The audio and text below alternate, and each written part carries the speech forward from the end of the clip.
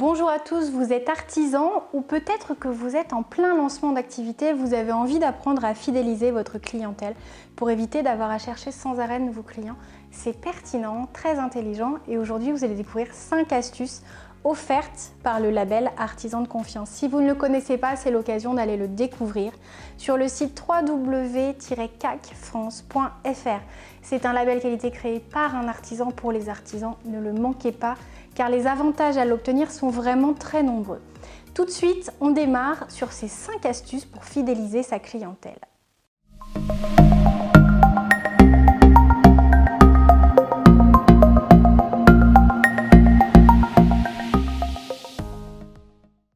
Bonjour à tous, Valérie Sauva, je suis la présidente du label Artisan de Confiance et je tenais à vous offrir aujourd'hui 5 astuces pour vous aider à fidéliser votre clientèle et finalement à développer votre chiffre d'affaires avec une plus grande facilité grâce à ce levier.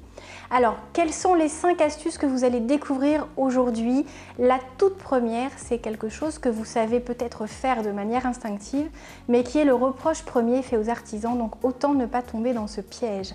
La réactivité, messieurs et mesdames. C'est quelque chose qui fait défaut à beaucoup de vos confrères et il est très important lorsque vous êtes sollicité par des clients, que ce soit des personnes qui vous connaissent déjà, chez qui vous êtes déjà intervenu ou de nouveaux clients, de vous montrer réactif. Alors je suis femme d'artisan, je sais qu'il est tout à fait impossible de pouvoir répondre au fur et à mesure. Ces interruptions de tâches seraient vraiment néfastes à l'avancée de vos chantiers en cours. En revanche, le soir, s'il vous plaît, prenez un petit peu de temps pour appeler vos clients, pour leur répondre. Ou si vous ne pouvez pas le faire le soir parce que vous avez trop de rendez-vous, essayez dès le lendemain de rappeler vos clients de manière à pouvoir montrer que vous avez pris en compte leurs demandes, qu'il n'est pas besoin d'attendre 2 jours, 3 jours, 4 jours. Sachez que si vous ne le faites pas, certains de vos confrères sauront sauter sur cette opportunité. Et c'est vraiment dommage de manquer un chantier, surtout si c'est l'un de vos clients. Ne le perdez pas bêtement. La deuxième astuce, fidélisation client, va être sur quelque chose qui est peut-être plus délicat. Vous êtes très bon sur les chantiers, du moins je l'espère. Il y a une chose peut-être qui est plus délicate pour vous, c'est vraiment écouter les attentes clients. Avec les connaissances, l'ampleur de tout votre savoir-faire, vous avez tendance peut-être à avoir certains préjugés ou certaines idées sur ce qui va le mieux convenir à votre client. Or, ces critères ne sont pas vos critères. Apprenez à écouter activement ce qu'il espère, ce dont il rêve, ce qu'il attend, ce qui va faire partie de ses critères de décision. Certains vont ne regarder que le prix, vous le savez. Certains vont plutôt être axés sur quelque chose qui va toucher à la sécurité et ils préféreront mettre plus cher. D'autres vont miser la qualité, d'autres vont bientôt vendre leurs biens et donc la qualité, peu importe tant que ça tient jusqu'à la vente. Donc écoutez vraiment attentivement les envies, les désirs et les besoins de vos clients. Vous allez ainsi vous démarquer de vos confrères de manière très efficace et puis c'est très agréable pour tout le monde de savoir écouter, de voir que finalement ce dont on a besoin, eh bien, ça a été compris par le professionnel qu'on sollicite. On parle de se démarquer, ça nous amène sur la troisième astuce pour fidéliser ses clients. Alors quelle est cette astuce, quelle est cette technique qui permet vraiment de rassurer son client, de se démarquer des confrères, de montrer toute sa qualité de travail, sa qualité de démarche, de relation, son sérieux? Eh bien, vous me voyez venir, là je vais prêcher pour ma paroisse, c'est le fait d'obtenir le label Artisan de Confiance. Alors pourquoi? Parce que c'est une distinction qui est nationale, qu'on retrouve partout en France, qui est rare, qui est vraiment délivrée en toute petite quantité, avec une rigueur extrême. C'est un label qui est créé par un artisan, pour les artisans.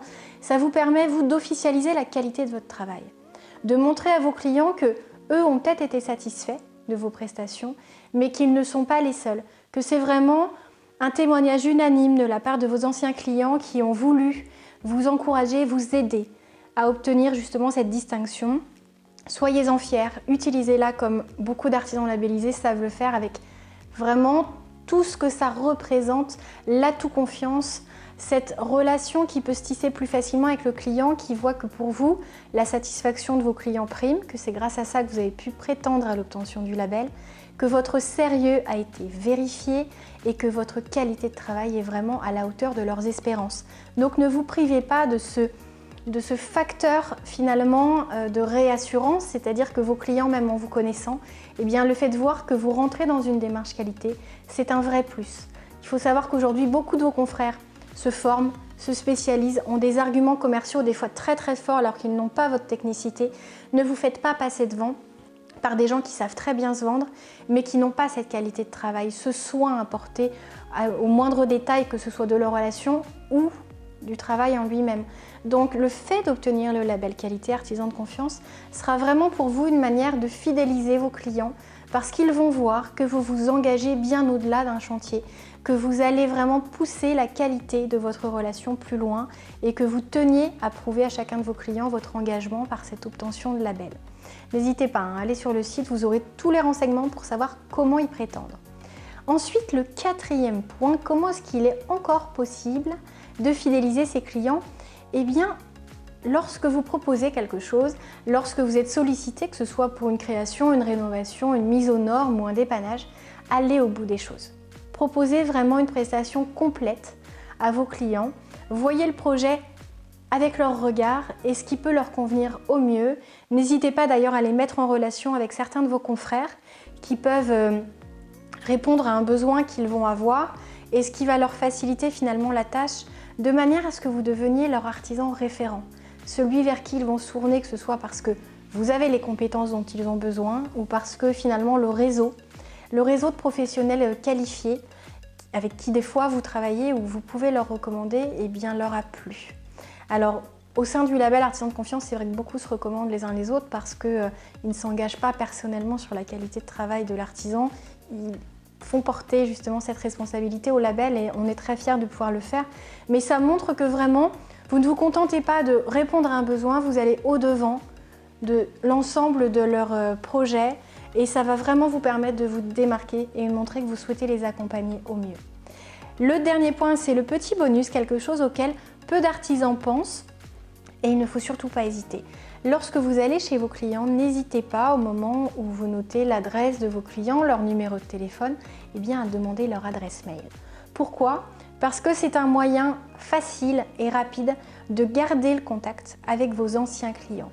Quand on cherche à fidéliser sa clientèle, il faut savoir se rappeler à leurs bons souvenirs de temps à autre. Ça ne veut pas dire leur envoyer un mail tous les mois.